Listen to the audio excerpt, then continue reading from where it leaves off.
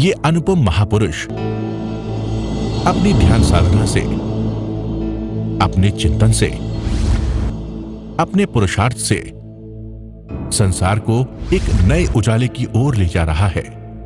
उजाला ज्ञान का, उजाला ध्यान का,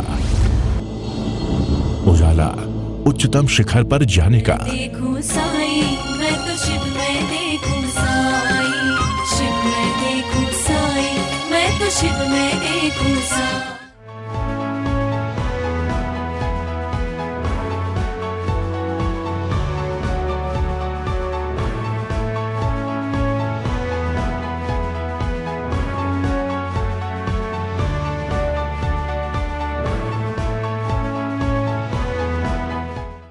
किसी की प्रशंसा से तुम्हारा आत्मविश्वास नहीं बढ़ेगा। प्रशंसा करके तुम्हारा उल्लू से तुम्हारा काम निकाल लेगा और तुम बुद्धू बन जाओगे।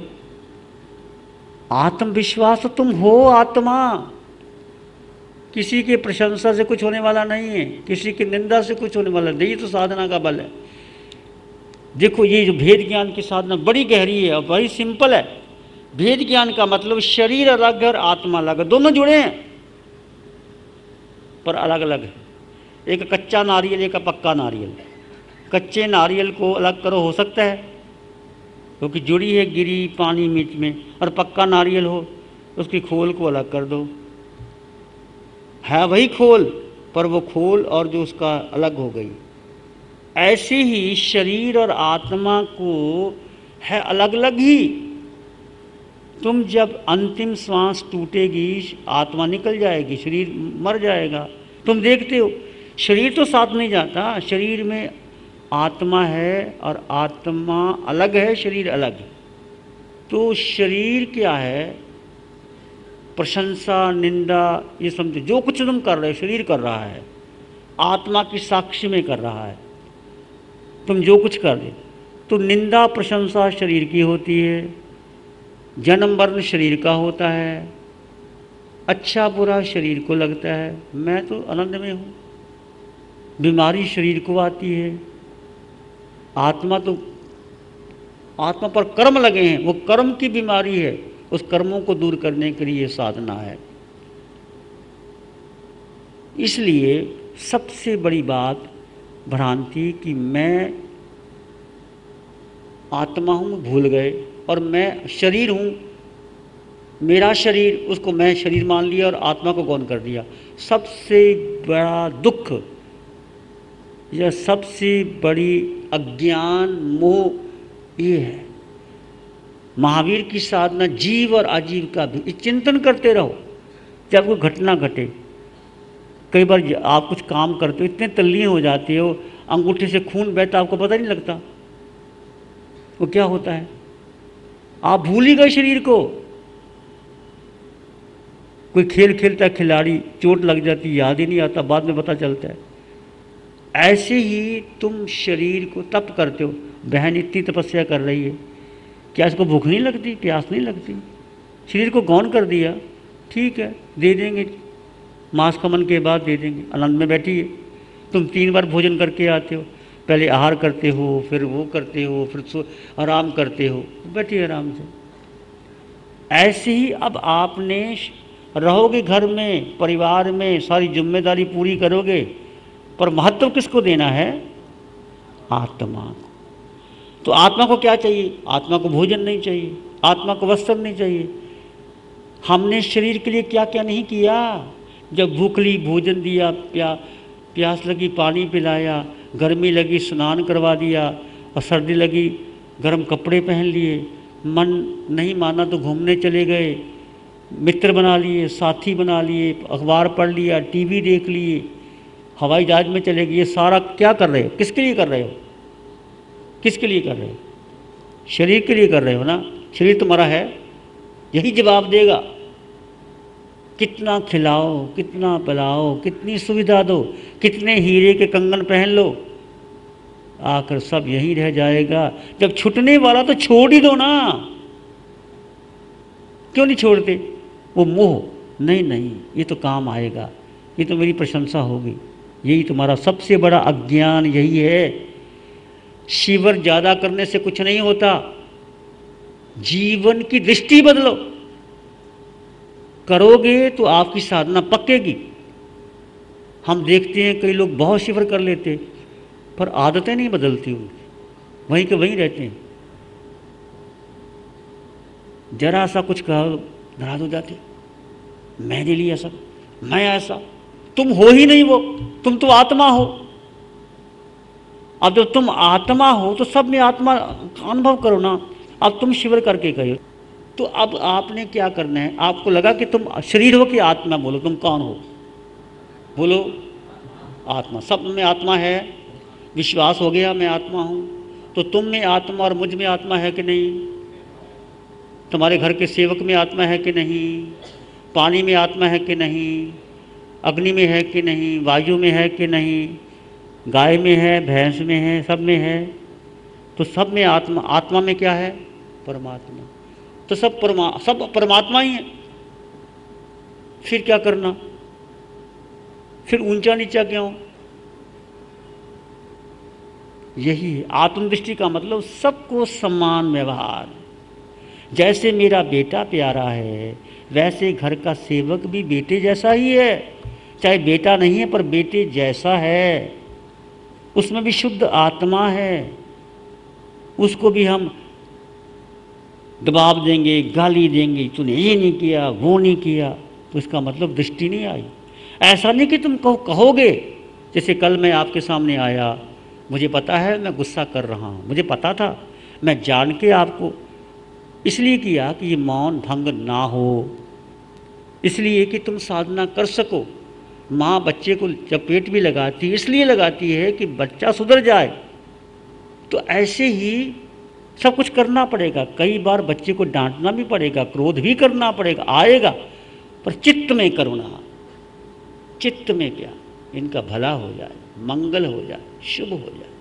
और कभी आपको मौका नहीं मिला कुछ करने का, मान लीजिए आप आगे, मैंने इनको आगे बैठा लिया, तुम ये कहते हो उनको क्यों नहीं बैठाया? टीचर जानता है किसको क्या बैठाना है। तुमने ये भेदभाव कर लिया तो फिर वो साधना नहीं हुई। एग्जाम्पल कह रहा हूँ मैं। अब आत्मदृष्टि का मतलब है कि सब में आत्मा देखो। दूसरा सुख दुख जो है, एक अटल विश्वास कि मैं आत्मा हूँ, शरीर मरेगा, मिटेगा, बीमारी आएगी, दुख आएगी, बुढ़ापा आएगा, मुझको नहीं आएगा, मैं आत्मा हूँ। ये विश्वास ही आगे बढ़ेगा। तुम्हारा विश्वास है कि ये मेरा घर है, पर घर नहीं है, पर घर है, शरीर का घर है, आत्मा का घर नहीं है। आत्मा का घर क्या है? सिद्धालय है। तुमने जाना कहाँ है? सिद्धालय। ये शरीर का घर है, पर जीवन का लक्ष्य क्या है? सिद्धालय। सिद्धालय जाओगे कैसे? जब तक एक भी कर्म रह गया सिद्धालय नहीं जा सकते। और आत्मा का शुद्ध स्वरूप प्रकट नहीं हो सकता जब तक मोहनीय कर्म है। सबसे पहले मोहनीय कर्म तोड़ना। और मोहनीय कर्म क्या है? ये मेरा, ये तेरा, उसने दुख दिया, उसने सुख दे दिया, मैंने तो कुछ कहा ही नहीं था, उसने ऐसे कह दिया। ये सारा मोहनीय कर्म है, सारा मोहनीय कर्म है। जो है उसको यथास्वरूप वैसे जान लेना, देख लेना, यह है दृष्टि। और यदि ये आपको दृष्टि आ गई तो घर के सारे तनाव, दुख, पीड़ा खत्म हो जाएंगे। मान लीजिए तुम्हारा बेटा तुम्हारी बात नहीं सुनता, या तुम्हारा पति या पत्नी तुम्हारी बात नहीं सुनता, उसको एक या दो बार कह दो, नहीं माना, उनकी मर्जी। तुमने कोई सुधारने, अपने को सुधार लो ना। मान लीजिए हम किसी की आदत, कोई किसी को नहीं बदल सकता, हम स्वयं बदलें। महावीर ने किसी को नहीं बदला, गोशाला को बदला नहीं बदला, संगम को बदला नहीं बदला, चंड कौशिक को बदलने के लिए भगवान का एक वचन, बुझ बुझ चंड कौशिया, तू जान क्यों क्रोध कर रहा है। इतने शब्द कहे थे, जाति समन ज्ञान हो गया। मेघ कुमार को यही कहा था, मेघ तू जान। एक रात्रि में घबरा गया, ज्ञानी थे। जाति समन ज्ञान हो गया। तुम्हें जाति समन ज्ञान हो जाए तो तुमको रह ही नहीं सकते। ये क्या संसार है, ये क्या संबंध है, पति पत्नी बाप बेटा, ये कुछ भी नहीं, ये तो खिलौने। जैसे शाम को समुद्र के किनारे कुछ बच्चे इकट्ठे होते हैं, वो समुद्र के किनारे अपना अपना घर बनाते हैं। तुमने भी कभी बनाया होगा, बच्चे तो घर बनाते हैं, अब मेरा घर ये तेरा घर, झगड़ा भी करते हैं, मिटाते हैं। शाम को मम्मी कहती है आओ राजा बेटे घर आ जाओ, सूर्य अस्त होने वाला है। लो तुमने वही घर बनाया, लात मार के तोड़ करके घर आ जाते हो। आते हो कि नहीं आते? आते हो ना? ये मम्मी बुला रही है, अब ये घर नहीं रहना, तोड़ करके, यही संसार और क्या है। मम्मी ने बुलाया कि यमराज ने बुलाया, घर रहे, जाना है जाना है, तुम्हें कोई शौक नहीं होता। मम्मी ने बुलाया राजा बेटे रात हो गई है जल्दी आ जाओ, तो तुम भाग के घर चले जाते हो, अपना बनाया हुआ घर तोड़ के आ जाते हो। ये तुमने घर बनाया है। किसी का 60 साल 70 साल 80 साल रहना है, यमराज ने बुला लिया, तुम जाओ। दिल को तस्कीन, रूह को आराम आ गया, मौत आ गई, दोस्त का पैगाम आ गया। हंसते हुए जाओ ना, शिकायत करते हुए क्या जाना है। कुछ भी ना हो तुम आनंद में रहो, ये है साधना। कुछ तुम्हारे पास कुछ भी ना हो, हम तुम्हारे घर में जाएं, कुछ भी ना मिले, अच्छा। यदि मैं शिकायत करूं कि मैं तो गया था, कुछ दिया ही नहीं, ये घर तो फासू घर, ऐसा, तो मेरा कुछ साधना वादना नहीं हुई, तो एकदम नहीं होगा। मैं मानता हूँ कठिन है, जन्मों जन्म के संस्कार भी होते हैं। जिस चीज़ को बदलने के लिए 10 बार रिएक्शन करते थे, अब 9 बार होगा, 7 बार होगा, 6 बार होगा। धीरे धीरे आप बदल जाओ। और बहुत लोग बदले हैं, एक एक शिविर में बदल गए लोग। तुम्हारी दृष्टि बदले। मान लीजिए आगे शिविर में ज़्यादा लोग आ गए, आप आने वाले थे, हम आपको नहीं ले पाए, हम कहेंगे भाई जगह नहीं है, नीचे सेवा करो। तुमने उस सेवा को भी स्वीकार कर लिया तो तुम्हारा शिविर हो गया, क्योंकि तुमने सेवा करके उन जो ध्यान कर रहे हैं उनकी सेवा करके उनको भोजन करवाया, उनको रास्ता बताया, तो तुम्हें साधना में सहयोग मिला, तुम्हारी साधना और परिपक्व होगी। सेवा और साधना दोनों बराबर हैं, ऐसा नहीं। सेवा भी जरूरी है और साधना भी जरूरी है।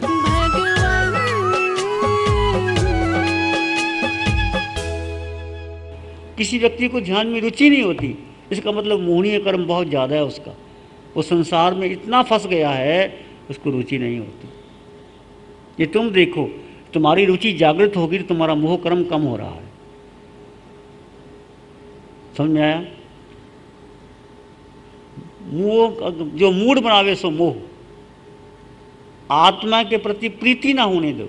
आत्मा में रुचि, आप देखो, एक रुचि, रुचि का मतलब है श्रद्धा के पहले रुचि होती है, एक अटल विश्वास पहले। आपकी रुचि किसी समोसा खाने की रुचि है या जलेबी खाने की रुचि है? रुचि की है। जिसको जलेबी की हो, जलेबी की तरफ जाएगा, समोसा खाएगा। जिसको संसार की रुचि है वो सिनेमा की तरफ जाएगा। जिसको आत्मा की रुचि है, जब परमात्मा में ध्यान करेगा। रुचि पैदा करो, रुचि, और रुचि होगी तो निश्चित तुम आओगे, ढूंढोगे कहाँ ध्यान शिविर लग रहे हैं, कहाँ सत्संग होता है, कहाँ स्वाध्याय होता है, खिंच के चले जाओगे। अभी हमारे पास 2 टीचर बैठे हैं, इनसे संपर्क करो। आपके पास, आप क्लास लो, आएंगे, समय देंगे। तुम चाहे इंदौर लगाओ चाहे बॉम्बे लगाओ, समय देंगे और इकट्ठे करो 150 लोगों के। बहुत जगह शिविर शुरू हो गए हैं।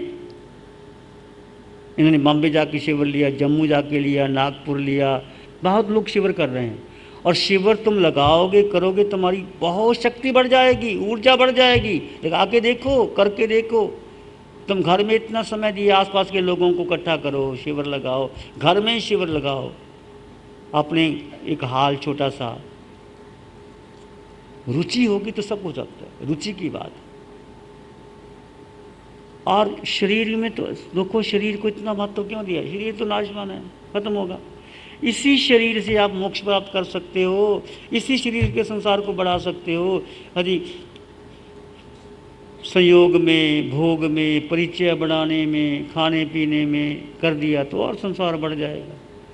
इसलिए जिसको ध्यान की रुचि है वो फिर वो एकांत रहना ज़्यादा अच्छा पसंद करते हैं। तुम अपने आप सिमट जाओगे, फिर तुम्हें टीवी देखना, पेपर पढ़ना, हीरे जवाहरात खरीदना अच्छा ही नहीं लगेगा। भगवान की वाणी कहते हैं ये क्या है हीरे, ये केंद्रीय जीव है, कभी जीवत थे और तुम पहन के खुश होते हो, ये भी एक केंद्रीय जीव हैं। यदि आज भी आपकी रुचि है इसमें, इसका मतलब अभी आपकी साधना में प्रगति नहीं हो रही, आकर्षण बढ़ रहा है तुम्हारा। यदि हीरे जवाहरात में, तो तुम वही के वही बैठे हो, कोई भी हो, चाहे मैं हूं, आपका आकर्षण आत्मा में आना चाहिए। श्री चत्तारी मंगलम, अरहंता मंगलम, सिद्धा मंगलम, साहू मंगलम, केवली त्वानात्तो धम्मो मंगलम। चत्तारी लोग उत्तम, अरहंता लोग उत्तम, सिद्धा लोग उत्तम, साहू लोग उत्तम, केवली त्वानात्तो धम्मो लोग उत्तम। चत्तारी शरणं पवज्जामि, अरहन्ते शरणं पवज्जामि, सिद्धे शरणं पवज्जामि, साहू शरणं पवज्जामि, केवली प्रणतं धम्मं शरणं पवज्जामि। चारे शरण दुख हरण जगत में, और न कोई होगा जो भव्य प्राणी, उसका अजर अमर, उसका सदा ही मंगल।